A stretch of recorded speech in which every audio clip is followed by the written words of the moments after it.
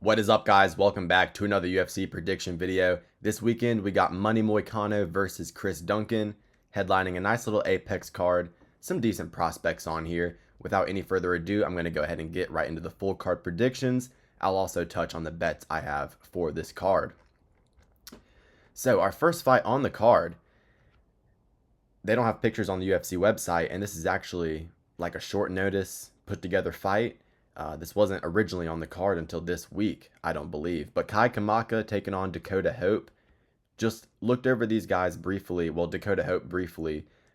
Fights out of the 4-ounce Fight Club.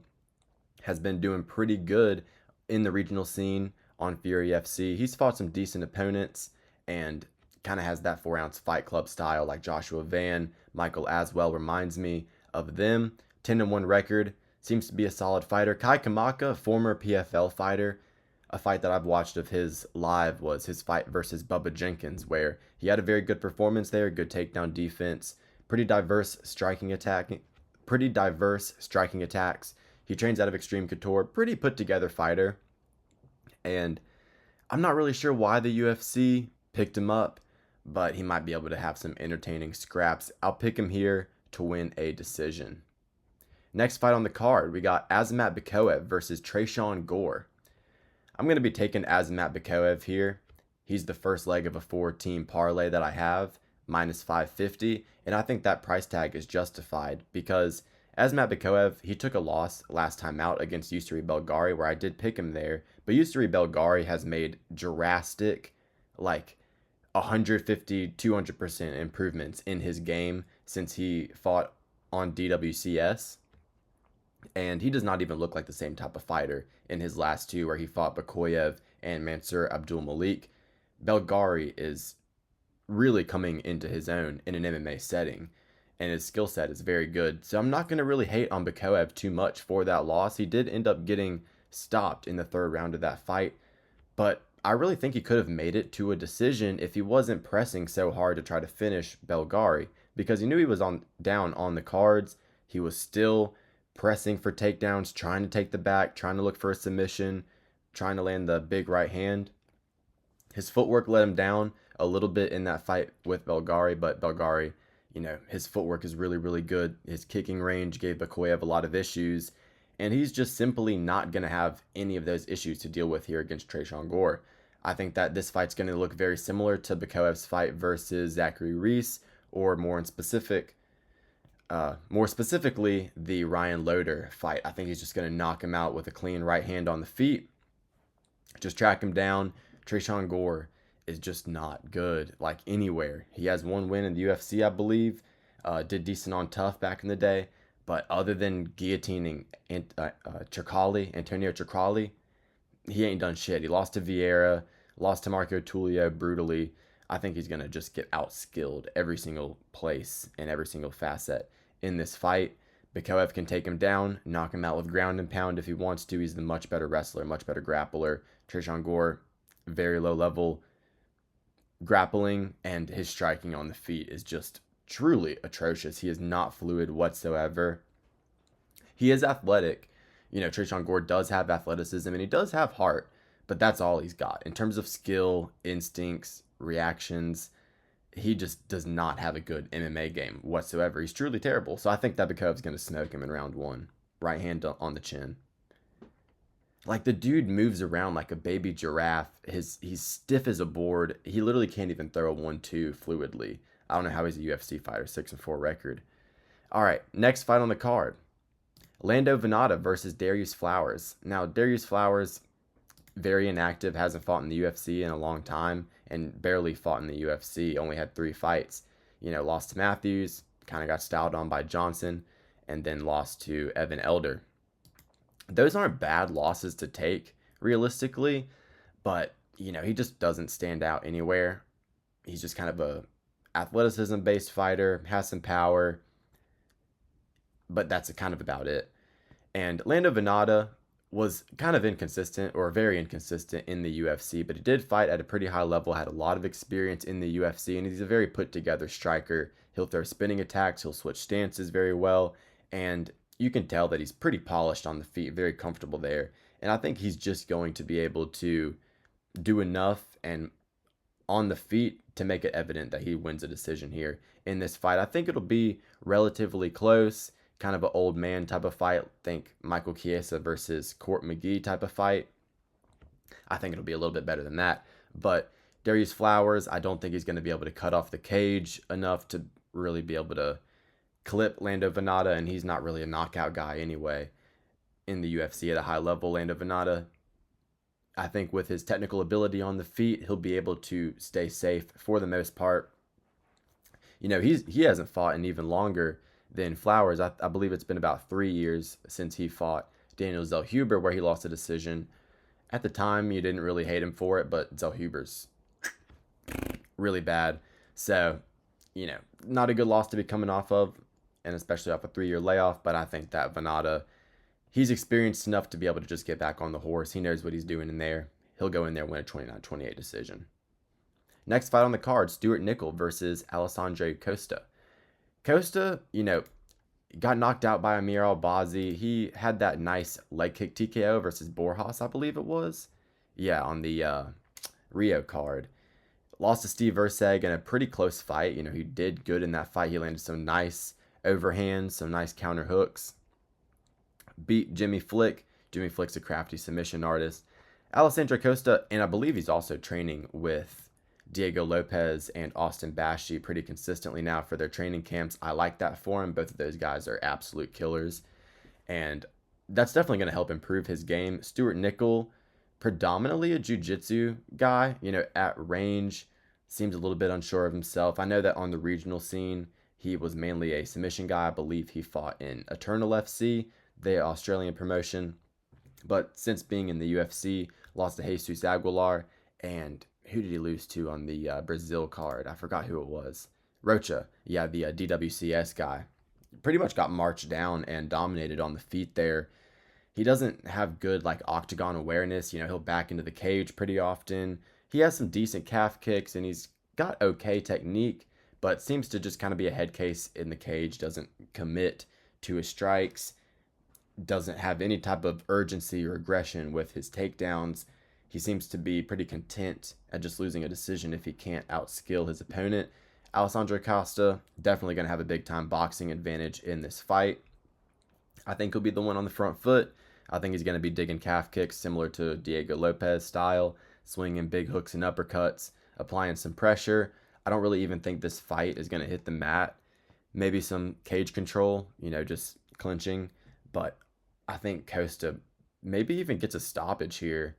But I'll call a decision for Costa. I think early on in this card, well, Bekoev's going to, you know, destroy Tresean Gore. That'll be a knockout. I think we'll have some decisions early. But, yeah, give me Costa. I think it's a 30-27.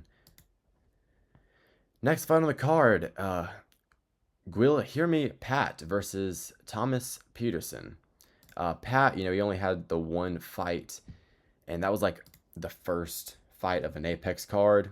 And if you're not remembering it, you know, that's not really a good, that's not a good look. Thomas Peterson, on the other hand, decent wrestler, got knocked out by Shamil the Blob Gaziev, got knocked out last time by Vitor Petrino.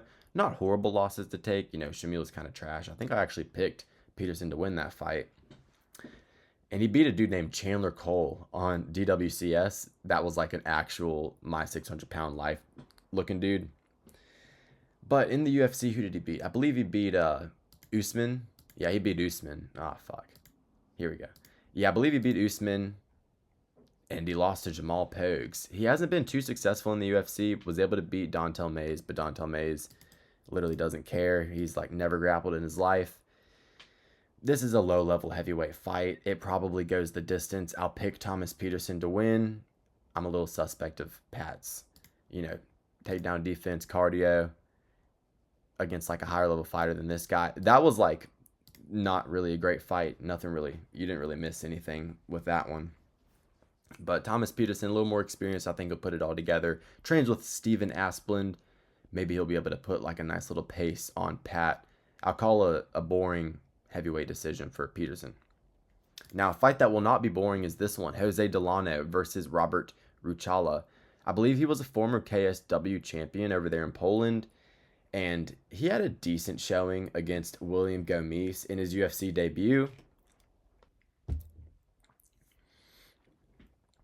he had a decent showing against William Gomis in his UFC debut, but it was really the range striking where he was struggling. You know, he has decent takedowns, pretty good pressure, and he's a decently put together fighter, but pretty slow. You know, he doesn't have a lot of athleticism, doesn't really have explosive takedowns that are going to catch you off guard, like a Orolbai or a Chimaev or something like that. And he's just kind of a MMA generalist, doesn't really stand out anywhere. Jose Delano, on the other hand, he does have a loss. I don't recall his exact record. I think it's 11-1 or 12-1. After DWCS, he's making his UFC debut here. And he does have one loss. It's to Gabriel Santos, who's an absolute stud in the featherweight division. Very dangerous fighter who is coming off of another knockout victory. So I'm not going to hate him for that. It was earlier in his career. Jose Delano is an incredible striker. I mean, he looks like he was a professional kickboxer or Muay Thai fighter. He is just so fluid with his combinations. He'll throw a combination where he'll start with the head, rip to the body, end with the low kick, and then do it in reverse. He'll chop the low kick, hit the body, end upstairs. The way he switches stances within his combinations, and then he'll use clean footwork to step out and, you know, pivot out. Head movements on point, very, very good defense. I remember he was just putting up so many significant strikes in his Dana White Contender Series fight versus that Argentine dude. And the guy was a scrapper, you know. Respect to his opponent on DWCS, because Delano hit him with the kitchen sink and he was still there, still throwing. Now, I don't think Delano actually has very good punch power. He might need to work on, you know, fully rotating his hips into his shots and everything like that. But I'm not going to critique this guy's striking other than saying that he doesn't have a ton of pop. Reminds me of maybe a Volkanovski in the way that he strikes. Very, very clean, excellent pull counters, you know, head off center line, overhands. You know, he'll roll and throw a hook, throw a calf kick, and then, you know, throw a 1-2, bounce out of range, right back into it with like a little pendulum step. The dude is absolutely nasty with his striking. Very, very put together. And I think he's possibly already one of the best featherweight strikers just off of the eye test. I mean, truly, you do not see MMA striking this good very often. It's rare and few and far in between. A Volkanovski, a Peter Yan, a Max Holloway, a Tuporia. Fighters like this who are truly, truly world-class strikers who could even hang in there with like specific only strikers like Glory Kickboxers or something. He's literally cut from that cloth. Very, very excited to see him make his debut. I think he does find a TKO here in the third round just due to landing like 300 significant strikes. I think he's really going to pop off because I remember Ruchala cannot defend body kicks. Like against Gomis, Gomis was ripping that left body kick all day. Delano is going to throw switch kicks. He's going to switch into southpaw. He does that thing Izzy does a lot where he'll, you know, throw a straight and then a body kick right behind it, same side combo. Dude's nasty. Give me Delano, third round TKO. Next fight on the card, and he is the second leg of the parlay with Bekoev. He's the second leg. We got three. And I took him at minus 395. That line's gone down a little bit.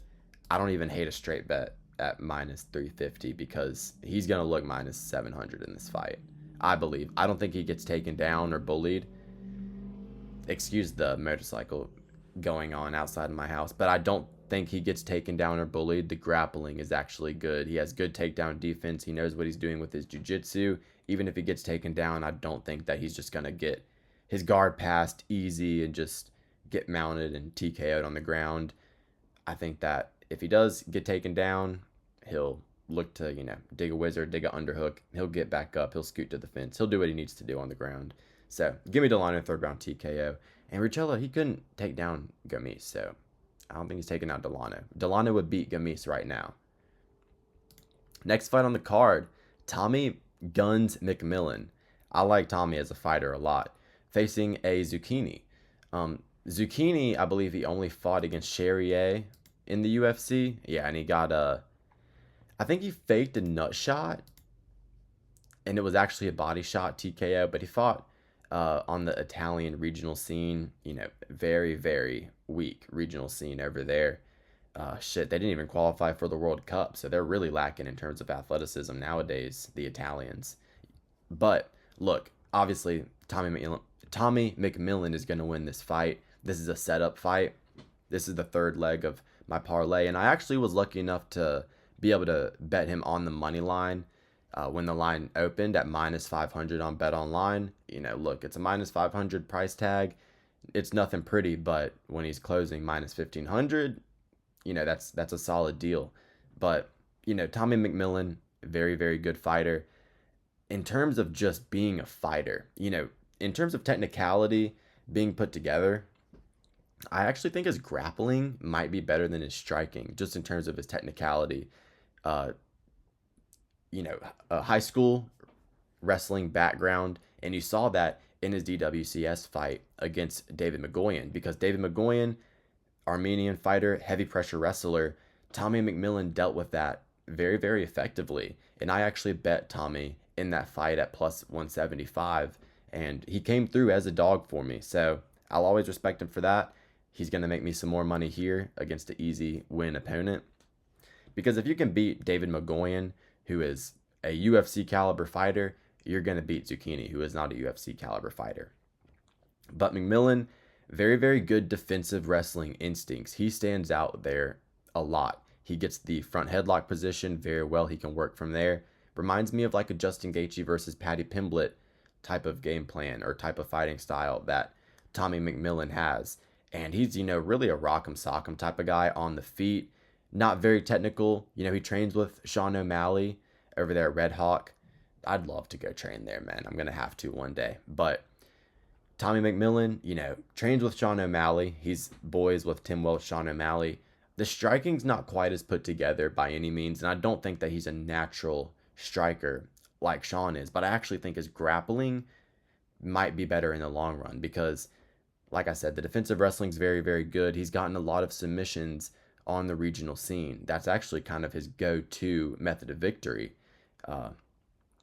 Even though in the Mogoyan fight, he did display improvements on the feet, in my opinion, because on the regional scene, he was just kind of a right-hand spammer. I don't really like to see that. I really don't like right-hand spamming.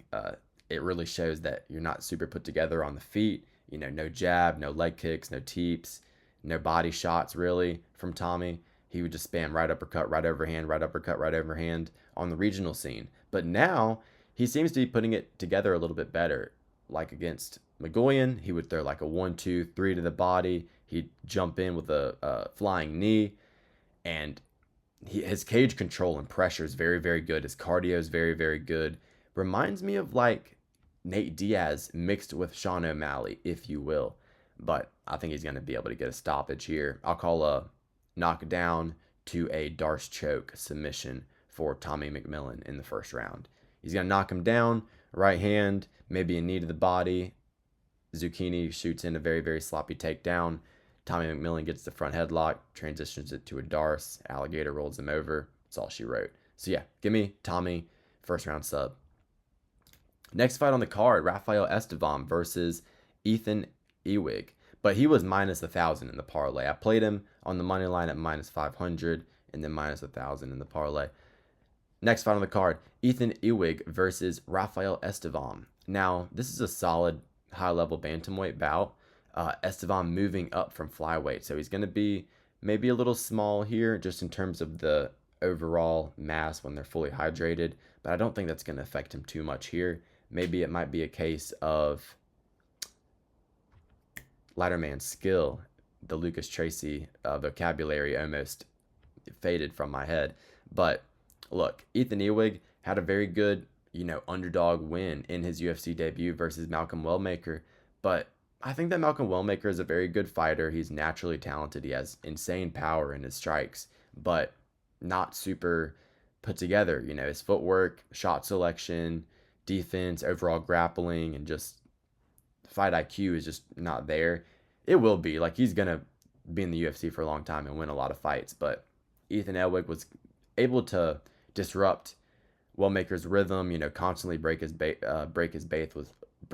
base with body shots. Fucking hell, can't talk today. But He rips the body really well. Good boxing, and that's the name of the game for Ewing is his boxing. But Estevam, on the other hand, he is predominantly a grappler, and his striking's decent. He doesn't really do good with like rangy guys, but like in the pocket, he does solid. He'll rip decent combinations, decent leg kicks. But what I like from Estevam here, Ewing did not get tested with his grappling whatsoever against Wellmaker. And I haven't taped his regional scene a lot, but I think that Estevam is going to hold a significant grappling advantage. And this line like just flipped. Estevam is now plus 125. Ewing is minus 145. And Ewing's definitely going to have a boxing advantage, but I think Estevam can kind of buy his time on the feet. He's not a guy that throws a lot of output, but that's not really always a bad thing because he's not really in striking range all that often. If he has the center of the cage, he'll kind of just chill there, wait for you to do something. He might counter with just a simple jab or a front kick. And he's kind of buying time to shoot takedowns because he's very good at taking the back. If he gets a clean takedown on you, even if it's just a double leg and he lands in your guard, he'll be very quick to pass to half, and he will stay there for the rest of the round. You saw that in the Charles Johnson fight. I think this fight looks a lot like Charles Johnson versus Estevam. Give me Estevam by decision. And I'm going to have to look at that as a prop because, that probably is a decent play now that he's an underdog. I'm not saying I'm going to pull the trigger on that, but maybe look at it if you want some plus money action on an undefeated fighter here versus a guy who may be overvalued based off of a win over a decent prospect. That's what I'm seeing from this fight. All right, next fight on the card, Brinson Ribeiro versus Abdul Rahman Yakhyaev. Yakhyaev's the last leg of the parlay. I had him at, minus 1350. Nothing to be proud of, but hey, the parlay is 4 legs, minus 135. I'm not going to hate that. And I have 3 units on that bet. So yeah, it was Bekoev, Delano, Tommy, Abdul. 4 legs, minus 135, 3 units. But on to this matchup. Look, Brinson Ribeiro, he knocked out Lopez on the Contender Series, which was a pretty good win. And then, he's actually, racking up some UFC fights. More power to him because he came in to his DWCS fight against Lopez like 2-3 years ago. Everyone thought he was going to lose. Lopez was like minus 1,000 in that fight. Ribeiro knocked him out and knocked him out viciously too. And since then, he's been kind of a, win one, lose one, win one, lose one type of guy. And he is an exciting fighter.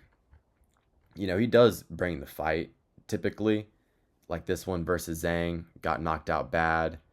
This one, he hurt Gaziasulev's legs like really, really bad. He has nasty calf kicks. Ribeiro does have nasty calf kicks, and he has a good reactive submission game. Well, I'm not going to say a good reactive submission game. That's definitely overstating it. I'll say that he does have a submission game. We saw that in the Nurgaze fight. He got himself a Kimura there, I believe. And I actually think that might have been from him being in like defensive half guard, which is kind of impressive, but also really shit from Nurgaze. But he does pull guillotines if you shoot takedowns on him. I don't think Yakhyaev's shooting takedowns on him. Beat Caio Machado, who's just trash. So I'm not going to care too much about that win. The sub over Nurgaze solid, but Nurgaze doesn't have a ground game, and Yakhyaev does. If you look on Yakhyaev's regional scene, you can tell that he's a very put together grappler. Knocked out by Mirzakhanov, knocked out by Sai. Look, I respect Brinson Ribeiro. A worst case scenario for this fight, if you're backing Abdul, is maybe Abdul starts a little slower because he was fighting. Did he fight Tricali in his last fight? Or no, Sakara, basically the same type of fighter, just a cannon fodder essentially. But that was his UFC debut. On the Contender Series, did the exact same thing, just instantly caught a body. The worry possibly for Yakhyaev would be maybe he blows his wad looking for an early finish, gasses out a little bit, stops checking calf kicks, kind of gets broken down that way, loses a fight that he shouldn't.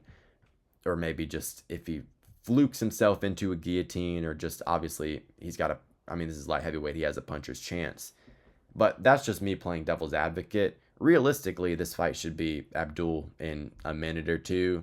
something nasty. I mean, the dude's just an absolute killer. He goes in there and just catches a body right off the rip. Just no feeling out process. It's just straight to a 10-piece combo with 3 head kicks thrown, 2 overhands, and a fucking uppercut behind it. I mean, the dude just swings for the fences, but he's very, very technical. And that's hard to fucking defend against because he's throwing everything like perfect technique, super quick, super powerful, but he's coming at you like just a bat out of hell. And that's very difficult to defend against. And I don't think Ribeiro's defended against it. So give me Yakhyaev round 1, elbow TKO. I actually called the submission in this Kara fight. Everyone knows he's a nasty knockout artist, but he does have subs too. So don't sleep on the submission game as his career moves forward. It's definitely there, but I'm going to call an elbow TKO from Yakhyaev, spinning elbow. I don't think it's been patched yet.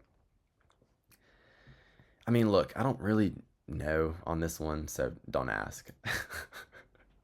All right, we move on to the main event of the evening. Renato Money Moicano versus Chris Duncan. Chris Duncan fought twice on the Contender Series, once against Slaviklaus where he got knocked out, which is just a crazy result considering how their careers have unfolded. Borshev has basically been cut from the UFC, and Duncan's in the main event here, about to skyrocket himself up the rankings. And he had an incredible fight last time out versus McKinney, where he performed in a similar fashion to how he did in the Contender Series fight that got him signed versus Charlie Campbell. In that fight, Duncan got knocked down, fought like a warrior, ended up knocking out Charlie Campbell. He's a solid fighter, good boxer. And Chris Duncan has actually overperformed, in my opinion, up into this point in his career, but this is a good matchup for him regardless. I think this is going to be a very close fight, no matter who wins. I think he has overperformed a little bit, but he's really starting to put it together. He's a fight finisher, but he's also a dog, and he can, push a pace if he needs to. And I actually have not seen this fight, or I don't remember it at least. I've never taped it. But, look, in his fight versus Asmus, he actually broke Asmus's arm with a kick. That's a very good thing to be doing because it shows that, you have good striking IQ if you're trying to break people's arms with kicks. Most people in MMA don't even think about that. And Duncan displayed that in that fight. And once he had Asmus compromised, didn't really push for a finish, which, he has recently in his career, but kind of just decided to win that on points. In the Torres fight, man, Torres, he's a really good talent, so there's no shame really in losing this fight. But Duncan, kind of got hurt, and then Torres jumped on the sub immediately. But we know round 1 Torres is really a sight to behold, truly a dangerous fighter. And Duncan kind of just got out, like, he kind of got speed mogged, frankly. Torres is just so much faster than Duncan, and he kind of just caught him off guard, especially when you're coming off of a very slow-paced fight. But in this Oki fight, Oki's a very, very dangerous fighter. Duncan choked him out cold, and he got Vucinic in that same damn guillotine. So, Renato Moicano is going to have to be weary of the guillotine choke from Chris Duncan because he's very quick to sub you with that. But Vucinic, Oki, nowhere near the level of grappler that Rebecca is. And that Renato Moicano is. I'll be very shocked if Duncan's able to sub Moicano. I'll be very, very shocked at that. War with Rebecca showed incredible grit, toughness, and good strike selection too. He's got a great right kick, a great right hand. Duncan, that is. Very simplistic fighter for the most part, but he gets the job done. He's tough as fucking nails. I don't even think he's that durable, but he just has a willingness to win. Very, very tough. Like I said, very basic fighter. You're not going to see a pretty 4-piece combo like from Izzy with like a straight, a hook, a uppercut, and then a head kick. Duncan's right hand, right kick, and right elbow, right knee. Rear-sided attacks from Duncan. Very, very traditional striking style, but he hits hard. He's got great right kicks. He hurt Rebecca with head kicks on multiple occasions in that fight. Like I said, broke Asmus's arm, And in this McKinney fight, dude, all my boys, we were watching this fight going fucking crazy. And because this was a fucking screamer of a fight. I didn't have action on it, but all my boys had Duncan. And I was like, he kept getting fucking knocked down. I was like, chill, chill, chill. He's tough as a dog. He's tough as a dog. And he eventually came through and ended up elbowing McKinney's fucking face through the canvas. And being able to survive McKinney's round one flurry is very, very impressive from Duncan. Moicano, on the other hand, coming in off of 2 losses, kind of lost that momentum that he was gaining there for a little bit. But you look at the level of competition, it's in a different stratosphere than Chris Duncan, frankly. I mean, Beneil Dariush, long time top 10 fighter.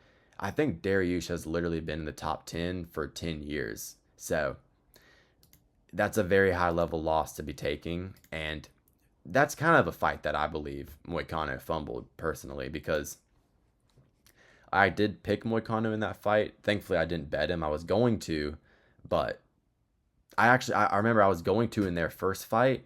I actually had 5 units on him to beat Dariush in their first fight, but then it got canceled. And then when they fought on 317, I actually didn't have action on it, thankfully. But, I did not like the performance versus Dariush. He got a knockdown in the first round, but after that, I think he kind of adrenaline dumped, just stopped throwing output as much, got held against the fence, lost the grappling exchanges, which is kind of a red flag, but Dariush, very, very good grappler. Moicano, I think, will hold the jiu-jitsu advantage in this fight. Now, I don't think either guy is going to get a choke. Chris Duncan or Moicano, I don't see either one of them getting a submission on the other. Moicano, he's got good subs, but I like his ground and pound more than his submission game at this point in his career, especially against a guy like Duncan, who's very, very tough. He's probably not going to tap. If Moicano takes the back, maybe he can sink in a rear naked choke, but I don't see Moicano getting to a back take very quickly in this fight, because he's going to have to fight for it. 2-3 minutes are going to have to go off the clock before Moicano has successful grappling against Duncan, in my opinion.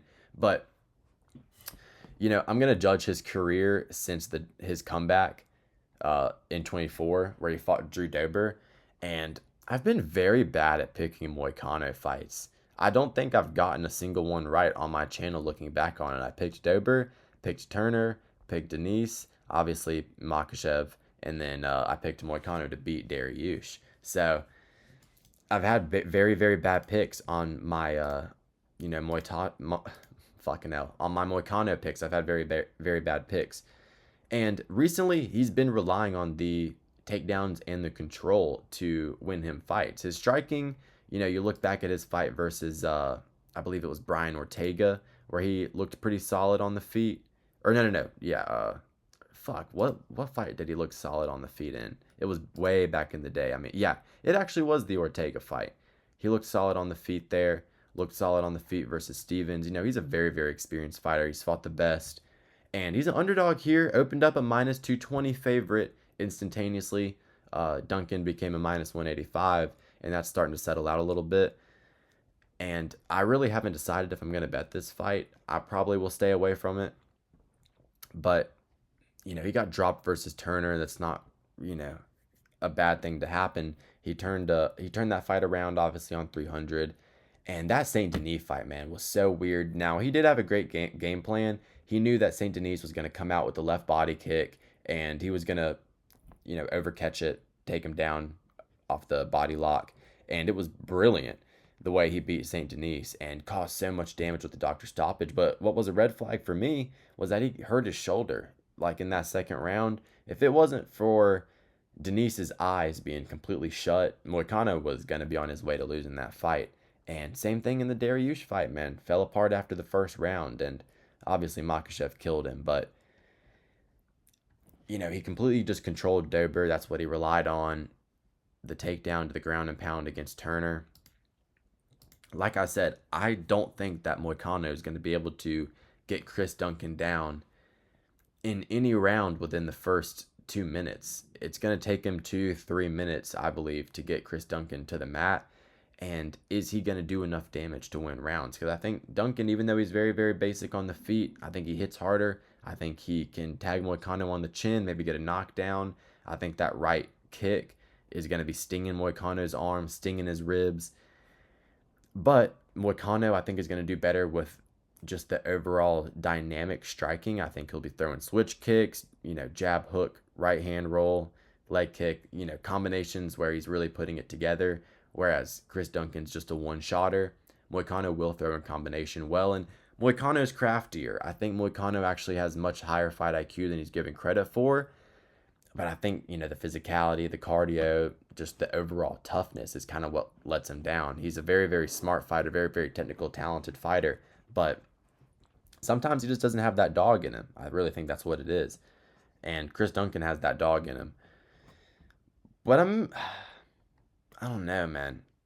Is Moicano going to be able to get Chris Duncan in half guard and land elbows? That's the question. But Chris Duncan's volume on the feet isn't really that great, and Moicano's low-key slicker than Rebecca. I haven't made a pick for this fight yet. Even in my own head before I made the video, I was like, I'm going to just decide when I give my breakdown. But give me Moicano. I'll take Moicano here to win a decision. I'll say Moicano gets a decision. I think he's going to do better in a 5-round environment. Chris Duncan tends to have a very powerful first round, and, he's very untested outside of that. Obviously Bidaj moves in a very slow-paced fight with minimal grappling. He was able to beat fucking Rebecca in the 3-rounder, which was a war, but Rebecca's kind of shown to be lacking in his fight IQ and stamina. Give me Moicano. Duncan's has the trajectory, though. He does not have the platform that Moicano does. He does not have the opportunities Moicano does. He has not made the money that Moicano has. And he's going to be much hungrier to put food on his plate.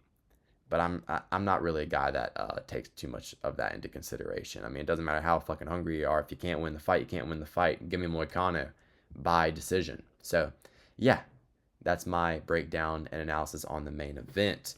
If you guys enjoyed the video, leave a like, subscribe. That means a lot to me. Enjoy the card this weekend and have a great rest of your day.